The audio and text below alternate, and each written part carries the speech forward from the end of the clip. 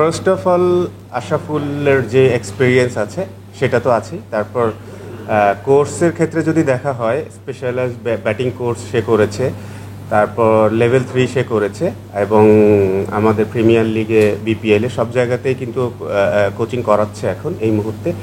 তার থেকে বড় ব্যাপার হচ্ছে যেটা, যে ওর যে হিউজ লেভেলের একটা এক্সপিরিয়েন্স আছে, ওই এক্সপিরিয়েন্সটা যেন শেয়ার করতে পারে আমাদের প্লেয়ারদের সাথে, এটা বিশেষভাবে। সালাউদ্দিন ভাই কিন্তু assistant coach, senior assistant coach. আসলে কারো ব্যর্থতার জন্য না, ওখান থেকে কিন্তু সরানো হয়নি কাউকে, আশরাফুলকে ইনক্লুড করা হয়েছে আর কি। কোচিং প্যানেলের মধ্যে আরও একজনকে ইনক্লুড করা হলো আর কি। এটা পরবর্তীতে আবার ডিসিশন নেওয়া হবে।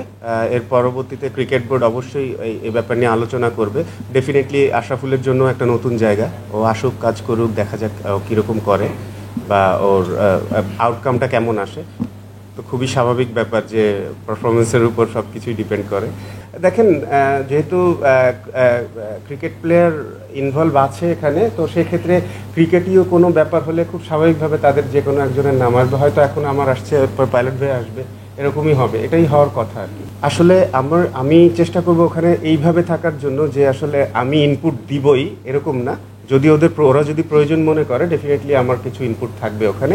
আর যদি ওরা মনে করে যে না, আমার ইনপুট না হলে ভালো হবে বা চলছে, অথবা আমি যদি ফিল করি যে কোনো রকম কোনো প্রবলেম হচ্ছে, definitely I will let them no.